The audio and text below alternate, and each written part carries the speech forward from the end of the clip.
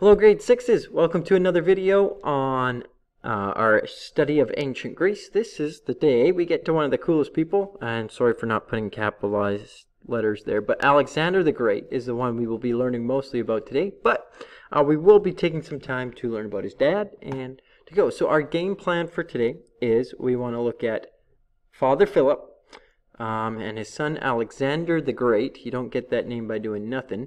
And then the Hellenistic Age. And what is that? So the Hellenistic Age, or Hellenistic, Hellenes, refers to the people who lived north of Athens, Thebes, these other cities, and it was the land of Macedonia, but also known as the land of the Hellenistic people. And so Macedonia is a kingdom, an emerging kingdom from the north, touching the Black Sea up nearer to the Asian continent, but still part of Greece. And so Philip, a very young king, is rising in power. In 359 BC, he became king of Macedonia, and he was very ambitious, actually very ruthless, and would be known for treachery, lying, cheating.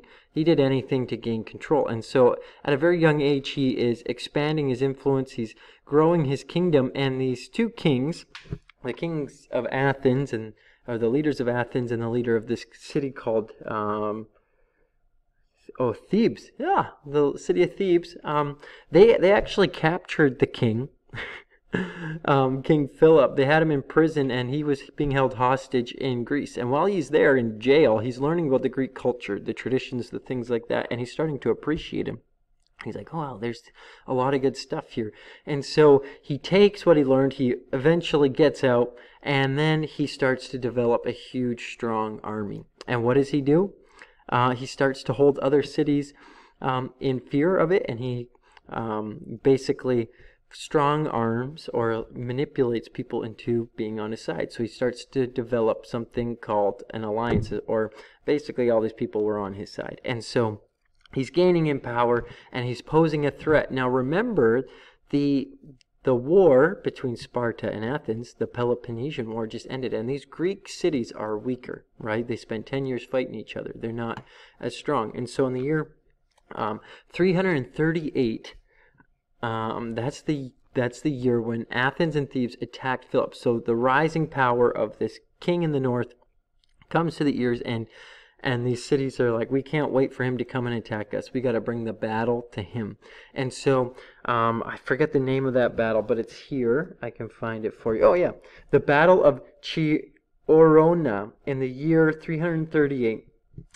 This battle between Athens, Thebes, and Macedonia in the north. And it ends up being a big victory for Philip. And the one who was in charge of the horsemen, or the cavalry as they are called now, was Alex, his son. A very young teenage boy was commanding the great army of King Philip. And so they actually conquered most of the mainland of Greece, except for the Spartans, because you can't conquer the Spartans. They're too good. And so Alexander the Great served in his dad's army, and his dad trusted him, and he's very young, right, teenager. His dad's the king, and so Philip is giving him state secrets. He's telling him his plans, what is he going to do, how he's going to conquer the surrounding countries, things like that. And so Alex is learning from his dad. And so after the battle, the Hellenistic League. So remember, we had the Delian League, we had the Peloponnesian League. The Delian League was of the Athens-based, right? They were the ones in control of that one. The Peloponnesian League is the one of the Spartans, and now the Hellenistic League, or the alliance of the Helots, or Macedonia, is formed by Philip. And these countries that were surrounding him, city-states that he had conquered or strong-armed, they all swore allegiance to King Philip, and they had to provide soldiers and things like that to him, their money, taxes, things like that. And so this kingdom, King Philip's kingdom of Macedonia, began to grow stronger and stronger. And what are they ready to do? They're ready to go kick back those pesky Persians. They're going to go conquer King Darius III. And so Philip, with his strong army, is preparing for war. However, in the year 336 BC, King Philip is assassinated, and his son Alexander, to become Alexander the Great, became king at the age of 20. But he continued in his father's footsteps, and he continued with the plans that his father had for conquering Persia and conquering the world. However, as we know from later, King Alexander the Great was looking to make almost like one world. He wanted to be in control of everything. And so, what does he do? He goes and he fights the Persians. He doesn't just fight them, he conquers them and he subdues them. He sits on the throne of King Darius III.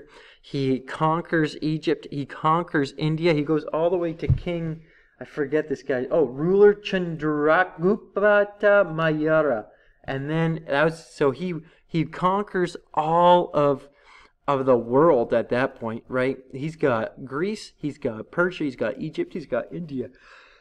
The world isn't much bigger than that. There just isn't people, okay? There wasn't very many people alive back then. And so they're fighting and fighting. And so by the year 323, he was triumphant. And so Alexander the Great went back home. So after fighting for over 10 years, his soldiers gets homesick and they're going back home. And they're on their march back from India, and they have to go up through Persia, Babylon. And while he's on his way home, because his soldiers are sad, they want to see their lovely friends, on the way back, Alexander the Great dies at the age of 33. And now we have done some research. People find that they don't think Alexander the Great actually died, because one of the things that was written about him is that he looked like he didn't lose anything. He still looked alive even though he had been dead for a long time.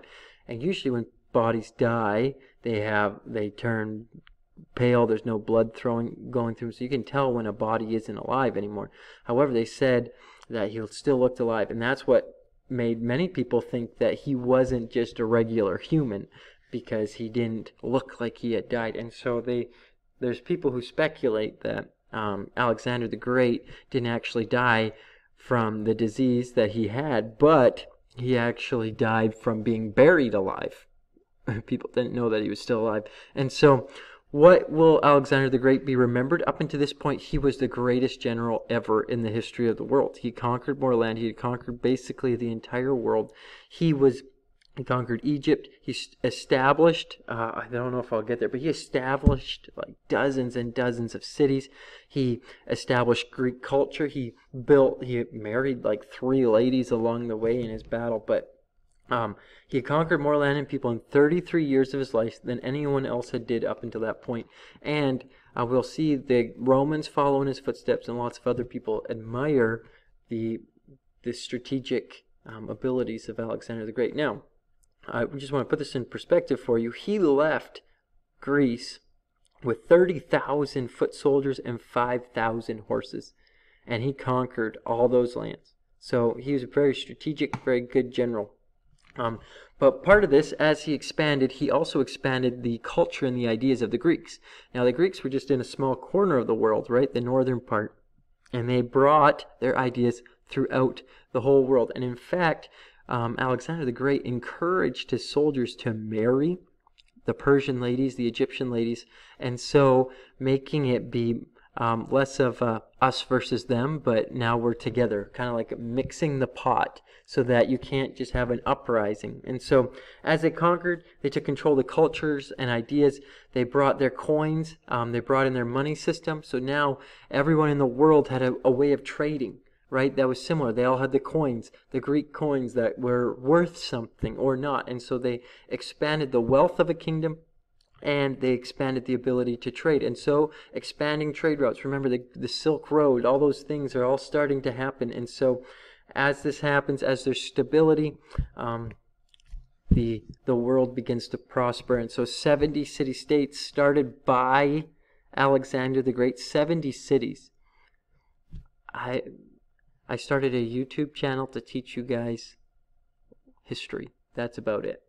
Okay, I haven't started 70 cities, and In 6 years, 7 years, I'm going to be as old as Alexander the Great was when he had conquered the world and started that many cities. But he also declared people were equal. All those wonderful things, all those ideas came from the Greeks, as they came from their lands of thought, philosophy, and we'll learn about those in the years to come. So this began the Hellenistic Age. This is the period in history. Remember, we had the Bronze Age, all those kinds of things. Now it's the Hellenistic Age. So Alexander the Great died. He had a few wives, but he didn't have any kids to succeed him as king. He's 33, right? By the time he took over, right, he was 20 years old when he became king, something like that. It just, even if he had a son, he wouldn't be old enough to be able to rule. So the kingdom was divided into 3 different kingdoms, and I'll include a map in our notes, I think. And I'm running out of time. But he gave the land of Macedonia and Greece, so basically the heartland of the Greeks, he gave it to Antigonus. Okay, these are all generals and people who are powerful within his army. And so that person ruled the Greek mainland. So it's like these 3 kingdoms all in one. They're all Greek governed. They're all conquered by Alexander the Great, and they called them the Hellenistic Age or the Hellenistic kingdoms. And so Ptolemy ruled Egypt, and Seleucus ruled Syria and Persia. So the area that was conquered first, and so the kingdom was divided. And so this is setting the table for another kingdom farther east or farther west to begin the rise. And that's our next unit next semester, and that's ancient Rome. But there's still lots to be said here. 3 kingdoms. Oh, we're not doing our Olympics. Anyways, thank you for watching. There's a lot of great stories that you can learn about Alexander the Great and about many other events that happened during his reign, a lot of cities, battles, things like that. But one thing I want you to learn and understand is that the best and most accurate information that we know about Alexander the Great and where it came from actually isn't from like a memoir or him writing down his journals or somebody following him with the newspaper.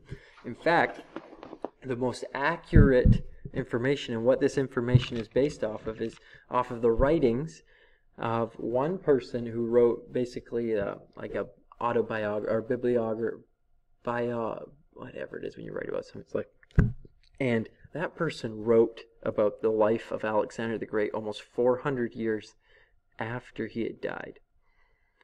And so the historical world, they cross-reference, they find that, oh, this is reliable, and so they teach it. But I just want to put that into perspective for you, is he's one of the people we know the most about in history.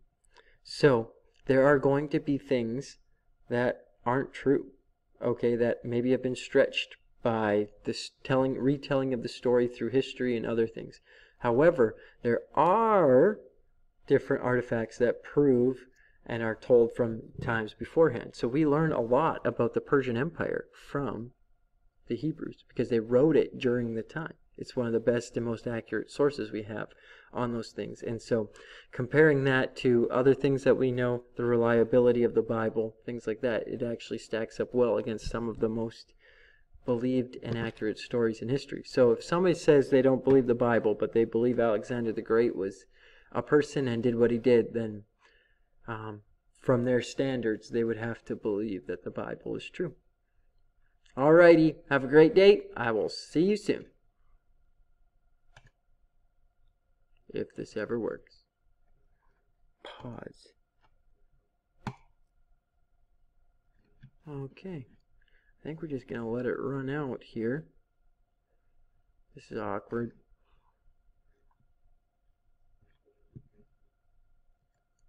My computer's frozen. Let's go like this.